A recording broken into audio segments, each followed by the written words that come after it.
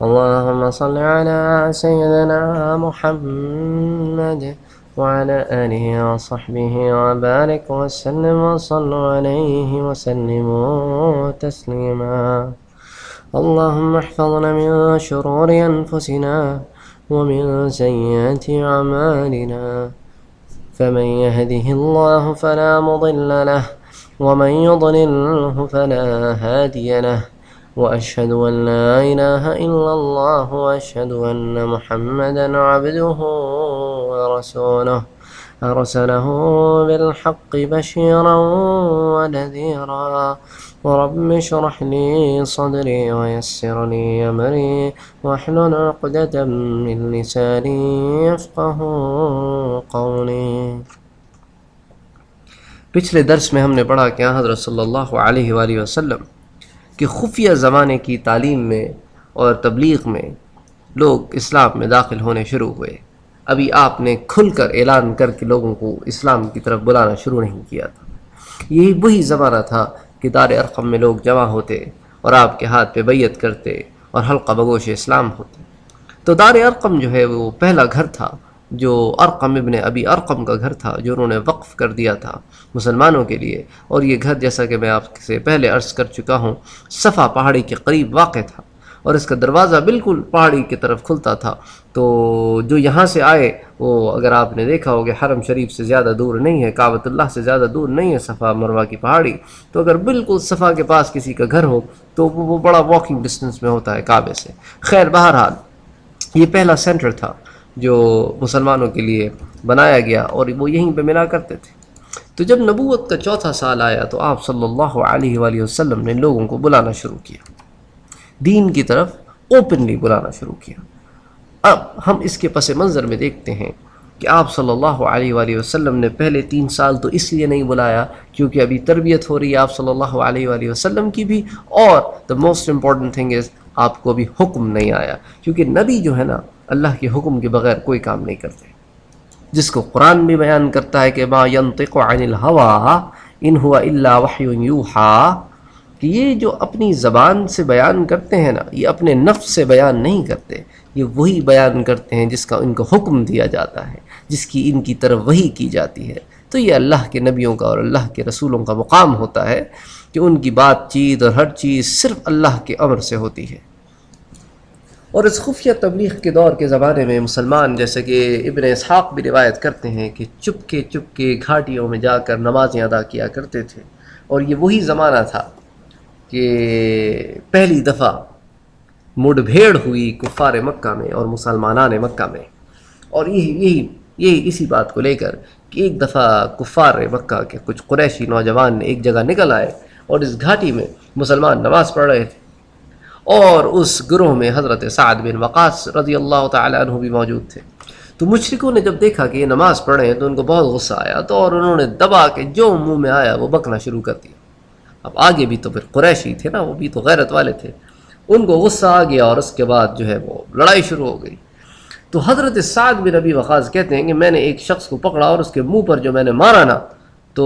اس کا تو خیر منہ ٹوٹ گیا، لیکن میری بھی نقص کی جو ہے نا یہ کھال تھوڑی سی پھٹ گئی. تو میں نے جو اس کو مکہ مارا تو یہ پہلا خون تھا جو راہ حق میں بہا مکے کی سرزمین میں، اور وہ حضرت سعد بن ابی وقاص کا تھا. اس واقعے کے بعد تھوڑی رنجشیں آپس میں اور تھوڑی سی ٹینشن بڑھ گئی، کیونکہ اس سے پہلے حاتم پائی تو ہوئی نہیں تھی، صرف زبانی کلام ہوا کرتا تھا. تو پھر یہی وہ زمانہ تھا کہ حضرت صلی اللہ علیہ وآلہ وسلم نے انسٹرکٹ کیا صحابہ کرام کو کہ اب آپ وادیوں میں اور گھاٹیوں میں اور یہاں وہاں جا کر نماز نہ پڑھا کریں، بلکہ آپ سب حضرت ارقم بن ابی ارقم کا جو گھر ہے وہاں تشریف لایا کریں، ہم اسی کو مرکز بنائے دیتے ہیں اور اب ہم یہی نماز ادا کیا کریں گے. اب اس حدیث کی طرف آتے ہیں جو فطرت الوحی کی حدیث ہے، جس کو حضرت جابر بن عبداللہ الانصاری رضی اللہ تعالی عنہ نے بیان کیا ہے. اور یہ فطرت الوحی کا زمانہ ہے۔ میں ایک دفعہ پھر آپ کو بتا دوں کہ فطرت الوحی یہ وہ زمانہ ہے کہ جس میں وحی آنے کا سلسلہ بند ہو گیا تھا، تھوڑے عرصے کے لیے موقوف ہو گیا تھا، لیکن اسلام پھیل رہا تھا، جتنا بھی قرآن اترا تھا اس کے ذریعے پھیل رہا تھا۔ تو اسی زمانے کا ذکر ہے کہ حضرت صلی اللہ علیہ وآلہ وسلم کہتے ہیں کہ میں بازار میں ایک دن ایسے جا رہا تھا کہ اذ سمعت صوتا من السماء، کہ میں نے آسمان سے ایک آواز سنی، فرفعت بصری، تو پھر میں نے اپنی نگاہ اٹھا کر جو دیکھی تو فاذا الملک جاءنی بحرائی، تو میں نے وہی فرشتہ دیکھا جو غار حرا میں میرے پاس آیا تھا، جالس علی کرسی بین السماء والارض، اور وہ ایک کرسی پہ بیٹھا تھا آسمان اور زمین کے درمیان۔ یعنی میں نے جب یہ منظر دیکھا تو مجھ پر ایک دہشت طاری ہو گئی کہ یار کوئی اتنا بڑا اور اتنا بھی حجم میں بڑا ہو سکتا ہے کہ آسمان پر کرسی لگا کر بیٹھا ہے، معلق ہے آسمان پر، یہی ایک بڑی بات تھی، اور پھر وہ اتنا بڑا حجم کا ہے کہ زمین و آسمان میں اس کے سوا کچھ نظر ہی نہیں آتا۔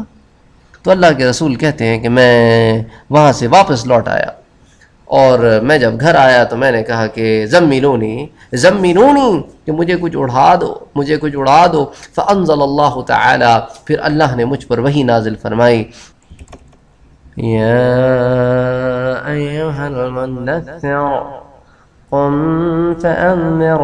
وربك فكبر وثيابك فطهر والرجز فاهجر ولا تمنن تستكثر ولربك فاصبر۔ اس کے بعد اللہ کے رسول صلی اللہ علیہ وآلہ وسلم کہتے ہیں کہ فحمی الوحی، اس کے بعد پھر وحی تیزی کے ساتھ آنا شروع ہو گئی اور پھر لگاتار آئی، تو وحی الفطرہ کا زمانہ پھر ختم ہوا۔ تو اب یہ جو اللہ کے رسول صلی اللہ علیہ وآلہ وسلم پر جو قرآن کی آیتیں اتری تھیں، اب ان کا بھی ایک جائزہ لیتے ہیں تاکہ بات سمجھ میں آئے کہ اس میں ایسی کیا بات تھی کہ اس کے بعد پھر آپ نے تبلیغ شروع کر دی۔ جیسا کہ قرآن کہتا ہے کہ یا ایھا المدثر، اے چادر اوڑھنے والے، اے حبیب، یعنی آپ صلی اللہ علیہ وسلم نے کہا نا زمنونی، کہ مجھے کچھ اڑا دو، مجھے ٹھنڈ لگ رہی ہے، دہشت ہوتی ہے آدمی پہ، ایک ٹھنڈ کا تو ایک سردی تو لگتی ہے آدمی کو۔ پھر آپ صلی اللہ علیہ وسلم سے اللہ نے کیا کہا کہ اے چادر میں اوڑھنے والے، اب چادر اوڑھنے کا زمانہ چلا گیا، قم فانذر، اٹھیں اور لوگوں کو اللہ کا ڈر سنائیں، لوگوں کو اللہ کی طرف بلائیں، وربک فکبر، اور اپنے رب کی بڑائی اور عظمت بیان فرمائیں، وثیابک فطہر، اور اپنے لباس کو پاک رکھیں ہمیشہ، والرجز فاہجر، اور بتوں سے الگ رہیں۔ آپ تو ویسے ہی بتوں سے الگ رہتے تھے، لیکن پھر اس کی تعلیم بھی دیں۔ وَلَا تَمْنُن تَسْتَكْثِرْ، اور احسان نہ کریں کہ اس سے زیادہ کے طالب ہوں، وَلِرَبِّكَ فَاصْبِرْ، اور آپ اپنے رب کے لیے صبر کیا کریں۔ تو یہ وہ 7 آیتیں تھیں جو آپ پر اتریں۔ اس کے بعد آپ صلی اللہ علیہ وآلہ وسلم نے کو یہ حکم ہوا کہ اب آپ نے لوگوں کو، عوام الناس کو اب کھل کر دین حق کی طرف بلانا ہے۔ اب اس انسٹرکشن کے اترنے کے بعد اللہ تعالیٰ نے ایک اور انسٹرکشن آپ کو دی کہ تاکہ آپ کا یہ مسئلہ حل ہو جائے کہ اب یہ پیغام لوگوں تک پہنچایا کیسے جائے، کس سیکوینس میں پہنچایا جائے۔ تو پہلا حکم جو اس سلسلے میں آیا وہ سورۃ الحجر کی ایک آیت تھی، جس میں اللہ تعالیٰ نے آپ کو حکم دیا آیت نمبر 94 میں کہ فاصدع بما تؤمر واعرض عن المشرکین، بس آپ وہ باتیں اعلانیہ کہہ ڈالیں جن کا آپ کو حکم دیا گیا ہے، اور آپ مشرکوں سے منہ پھیر لیجئے۔ تو پہلے تو آپ کو یہ بتایا گیا تاکہ آپ میں وہ ہچکچاہٹ پیدا نہ ہو کہ اب میں ان سے کیسے بات کروں، یہ تو آدھے میرے رشتہ دار ہیں اور آدھے گھر والے ہیں، یہ تو سارے قبیلے کے لوگ ہیں نا، تو آدمی کو گھر والوں سے بات کرنے میں تھوڑی ہچکچاہٹ زیادہ محسوس ہوتی ہے، کیونکہ وہ ان سے زیادہ محبت کرتا ہے بنسبت اجنبیوں کے۔ پھر آپ صلی اللہ علیہ وآلہ وسلم پہ ایک اور مشکل آسان کی گئی، ایک پروسیس آپ کو بتانے کے لیے اللہ تعالیٰ نے سورۃ شعراء کی ایک آیت اتاری، اور ان آیتوں میں آپ کو حکم دیا گیا کہ وَانذِرْ عَشِيرَتَكَ الْأَقْرَبِينَ وَخْفِضْ جَنَاحَكَ لِمَنِ اتَّبَعَكَ مِنَ الْمُؤْمِنِينَ، اور اے حبیب آپ اپنے قریبی رشتہ داروں کو عذاب الہی سے ڈرائیے کہ وَانذِرْ عَشِيرَتَكَ الْأَقْرَبِينَ وَخْفِضْ جَنَاحَكَ لِمَنِ اتَّبَعَكَ مِنَ الْمُؤْمِنِينَ، اور اپنے بازوؤں کو پھیلائیے، بچھا دیجئے مومنوں کے لیے جو آپ کی پیروی اختیار کرتے ہیں۔ اب حضرت صلی اللہ علیہ وآلہ وسلم اس سوچ میں پڑ گئے کہ رشتہ داروں کو اپروچ کیسے کیا جائے، کیونکہ رشتہ داروں کو اپروچ کرنا تو آپ جانتے ہیں کہ ایک جوئے شیر لانے کے برابر ہے. They are very difficult to approach اور they are very easy to oppose. تو اب آپ اس سوچ میں پڑ گئے کہ اب اس پہ عمل کیسے کیا جائے. تو اب اس سوچ میں آپ پر ایک اس طرح کی کیفیت آ گئی کہ آپ نے گھر سے بھی نکلنا چھوڑ دیا اور تقریباً 1 مہینہ گزر گیا کہ آپ گھر سے ہی نہ نکلے. اور آپ اسی سوچ میں تھے کہ اب میں رشتہ داروں کو اپروچ کروں تو کیسے کروں،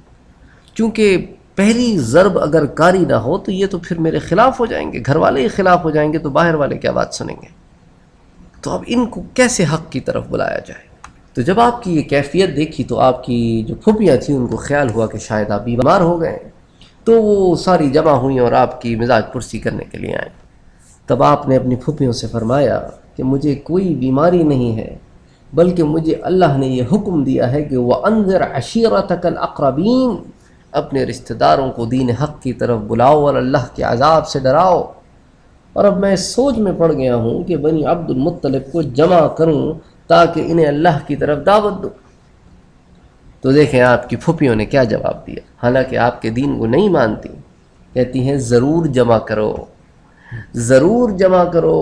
مگر یاد رکھو عبد العزیٰ کو نہ بلانا. عبد العزیٰ جو ہے نا یہ ابو لہب کا ریئل نیم تھا. تو ابو لہب تو کنیت تھی، جیسے ابو جہل کنیت تھی اور ابو الحکم بھی کنیت تھی اور اس کا نام تھا عمر. تو اسی طرح اور بھی کئی لوگ تھے جن کی کنیتیں زیادہ مشہور ہو گئیں، مثال کے طور پہ ابو طالب. تو خیر بہرحال تو انہوں نے کہا کہ دیکھو عبد العزیٰ کو نہ بلانا، یعنی ابو لہب کو نہ بلانا، کیونکہ جس کام کے لیے تم لوگوں کو جمع کر رہے ہوگا نا، ایک تو وہ اس کے لیے کبھی مانے گا نہیں، اور اوپر سے وہ فساد بھی بہت کرتا ہے.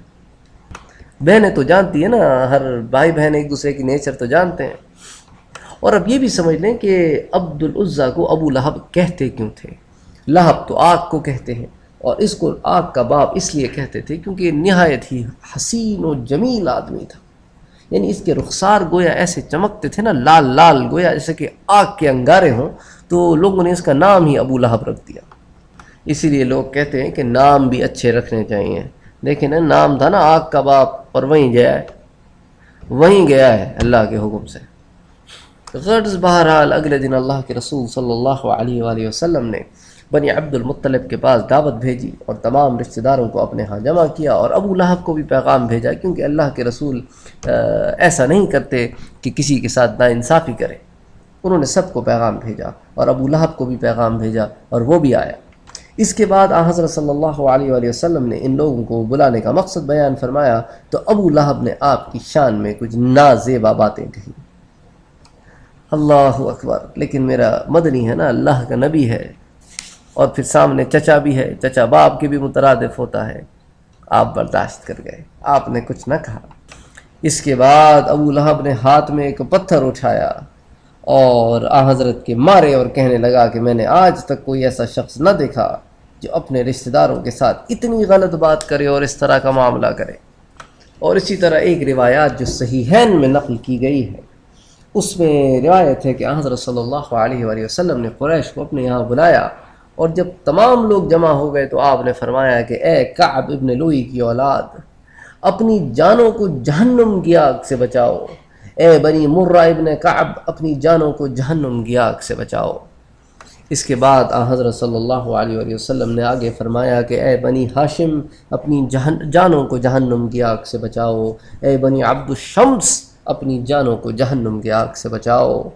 اے بنی عبد مناف، اپنی جانوں کو جہنم کی آگ سے بچاؤ. اے بنی زہرہ، اپنی جانوں کو جہنم کی آگ سے بچاؤ.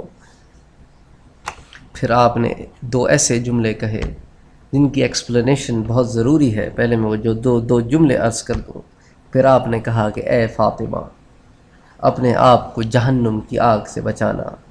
اے میری پھوپھی صفیہ، محمد کی پھوپھی، اپنے آپ کو جہنم کی آگ سے بچانا، اس لیے کہ اللہ کی طرف سے مجھے کوئی ایسا اختیار نہیں ہے کہ تمہارے کفر و شرک کے باوجود میں تمہارے لیے کچھ کر سکوں. تو اب آپ یہ دیکھیں کہ آپ جن 2 شخصیات کو سب سے زیادہ محبوب رکھتے تھے، بی بی صفیہ جو آپ کی پھوپھی ہیں اور بی بی فاطمہ جو آپ کی بیٹی ہیں، ان کا خاص تذکرہ کرنے کے پیچھے مقصد یہ تھا تاکہ آپ انہیں بتا سکیں لوگوں کو کہ صرف چونکہ تم میرے رشتہ دار ہو تمہاری خلاصی نہیں ہو سکتی، جب ان کی نہیں ہو سکتی تو پھر تم تو کسی کھاتے میں نہیں آتے، یہ تو مجھے سب سے زیادہ محبوب ہے نا، میں تو ان کی نہیں کرا سکتا۔ پھر آپ نے یہ بھی فرمایا کہ میں نہ دنیا میں تمہیں فائدہ پہنچانے کا کوئی اختیار رکھتا ہوں، نہ آخرت میں فائدہ پہنچانے کا کوئی حق رکھتا ہوں، سوائے اس کے کہ تم یہ کہو کہ اللہ کے سوا کوئی عبادت کے لائق نہیں، اور تم صرف اس بنا پر کہ مجھ سے رشتہ داری ہے کفر و شرک کے اندھیروں میں گم نہ رہو۔ اس طرح آپ نے ان کو نیک کام کے کرنے پر ابھارا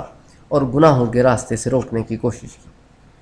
اور جو آپ نے بار بار کہا نا کہ جہنم کی آگ سے بچاؤ، جہنم کی آگ سے بچاؤ، تو اس کے پیچھے مقصد صرف یہی تھا کہ اسلام قبول کرو تاکہ تم جہنم کی آگ سے بچ سکو۔ اور حضرت صلی اللہ علیہ وآلہ وسلم کی بیٹی بیوی فاطمہ اسلام کی حالت میں تھیں، اور اس جملے سے آپ ہرگز یہ مطلب نہ نکالیے گا کہ وہ اس وقت حالت اسلام میں نہ تھیں، وہ حالت اسلام میں تھیں۔ مقصد کفار کو بات سمجھانا تھی کہ جس کو میں اتنا محبوب رکھ سکتا ہوں اور رکھتا ہوں، وہ بھی اگر دین حق پہ نہ ہو تو میں اس کو بھی بچا نہیں سکتا، تو تم لوگوں کو سوچو کتنی محنت کرنی پڑے گی، صرف اس لیے کہ میرے رشتہ دار ہو تمہاری بھی خلاصی نہیں ہونی۔ اس کے بعد کچھ دن حضرت صلی اللہ علیہ وآلہ وسلم خاموش رہے۔ ادھر آپ کے پاس جبریل نازل ہوئے اور انہوں نے آپ کو حکم دیا کہ اللہ کے اس پیغام کو ہر طرف پھیلا دیں۔ چنانچہ آپ نے دوبارہ لوگوں کو جمع کر کے ان کے سامنے خطبہ دیا اور پھر فرمایا کہ قافلے کا سالار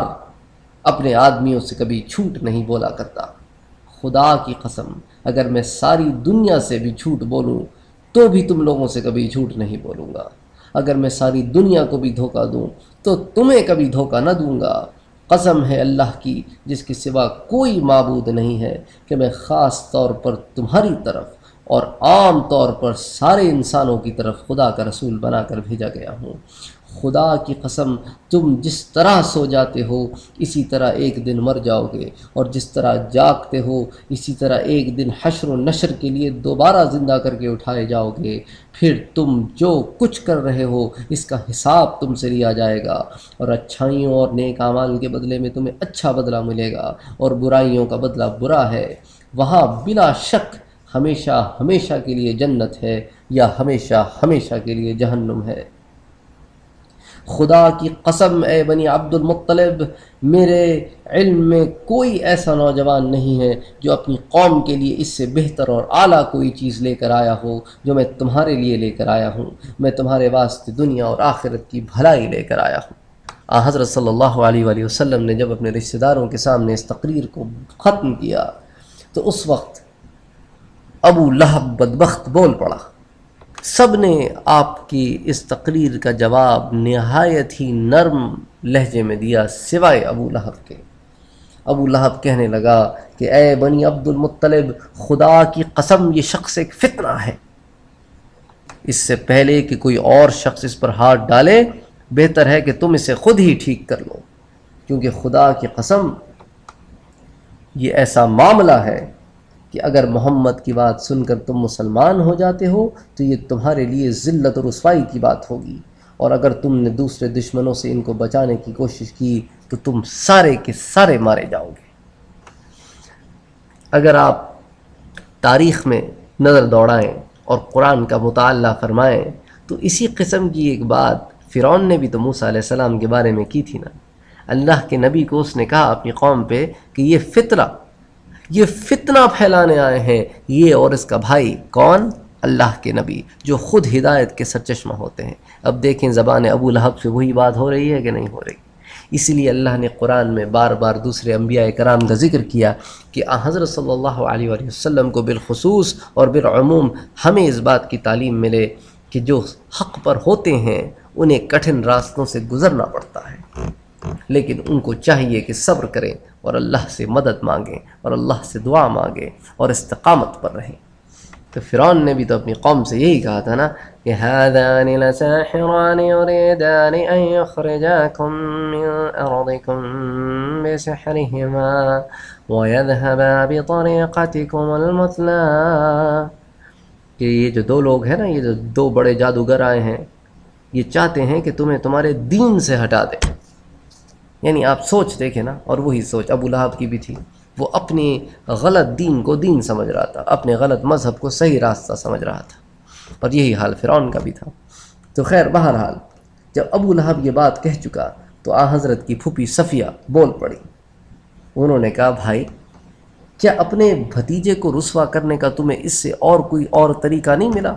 کہ جب وہ بات کرنے کھڑا ہوتا ہے تم اپنی بکواس شروع کر دیتے ہو؟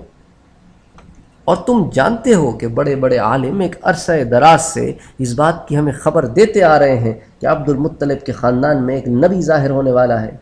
لہٰذا یہی وہ نبی ہیں. اب ابو لہب کہاں چپ رہنے والا تھا، آگے بہن بھی تھی اور پھر مکے کے لوگ تو عورتوں پر ویسے بھی بہت سخت تھے. تو کہنے لگا خدا کی قسم یہ بالکل بکواس اور گھریلو بات ہے، تو میرے آگے گھریلو باتیں نہ کیا کرو، یہ عورتوں والی باتیں عورتوں میں کیا کرو. میں نہیں ڈرنے والا ان باتوں سے. جب قریش کے خاندان ہم پر چڑھائی کریں گے اور سارے کے سارا عرب ان کا ساتھ دے گا تو ان کے مقابلے میں ہماری کیا چلے گی؟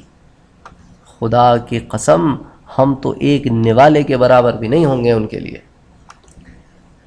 بس پھر ابو طالب کی محبت کو بھی جوش آیا، اور ابو طالب نے کہا کہ خدا کی قسم، واللہ خدا کی قسم، جب تک دم میں دم ہے ہم محمد مصطفیٰ کی حفاظت کریں گے. جب ابو لہب کا یہ عالم دیکھا لیکن خاندان کی سپورٹ دیکھی کہ وہ ایمان نہیں لائے تو بھی کیا آپ کو سپورٹ کرتے ہیں اور آپ کے کاز کو سپورٹ کرتے ہیں، تو حضرت صلی اللہ علیہ وآلہ وسلم کو ایک طرف سے اطمینان ہوا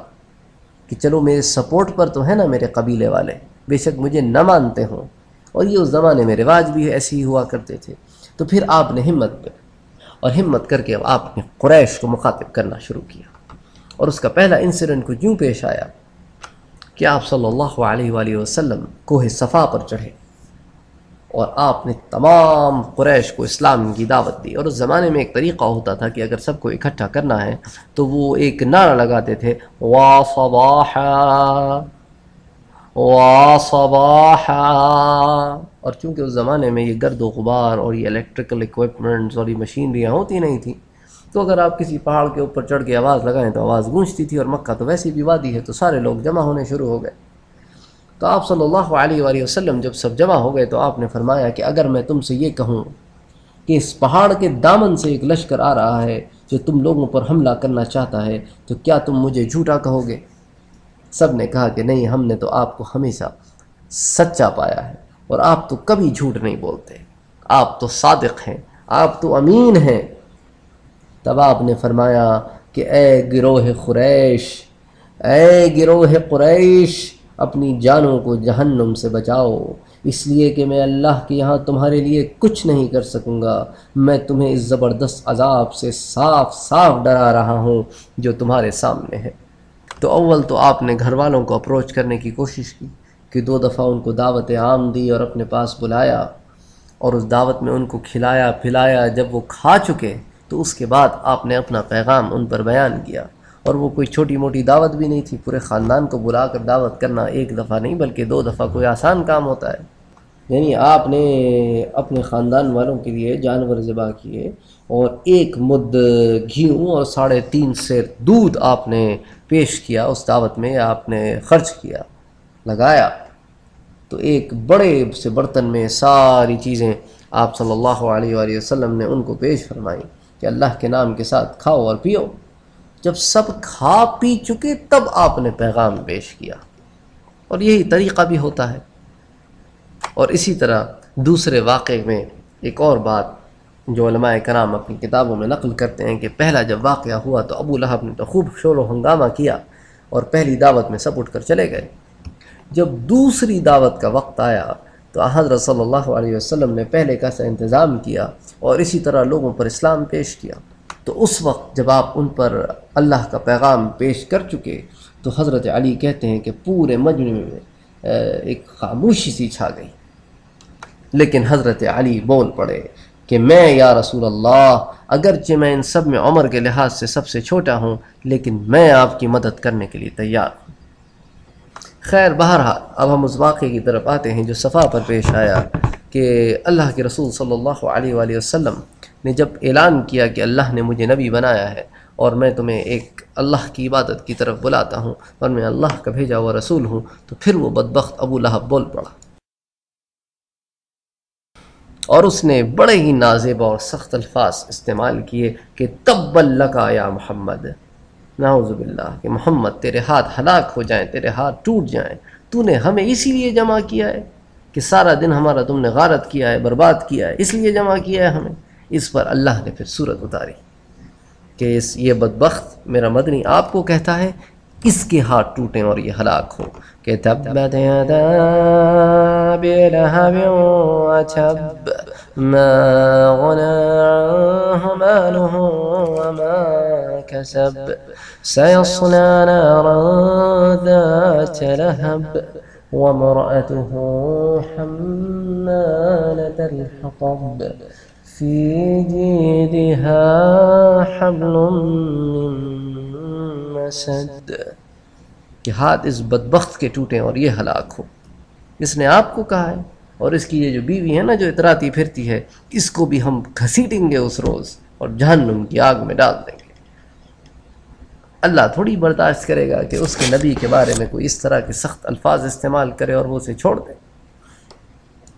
اور یہ وہ ابو لہب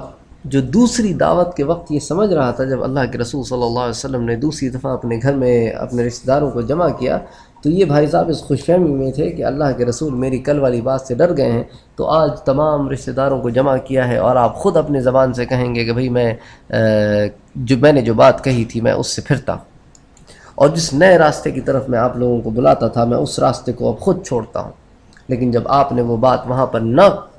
نہ کی جو وہ چاہ رہا تھا تو وہ اور بگڑ گیا، اور پھر اگلے دن جب آپ نے کوہ صفا پر یہی بات دوبارہ دہرائی پورے قریش کے سامنے تو وہ اور بفر گیا، اور اس نے پھر وہ کہا جو اس نے کہا، تو اللہ نے بھی وہ سورہ لہب کی آیتیں نازل فرمائیں۔ جب اس کو ان آیتوں کے بارے میں پتہ چلا کہ اللہ نے اس کے بارے میں اتنی سخت آیتیں اتاری ہیں، تو وہ تو بہت خوف زدہ ہو گیا، اور نہایت ہی بدحواسی کے عالم میں کہنے لگا کہ محمد جو کچھ کہہ رہا ہے اگر وہ سچ ہے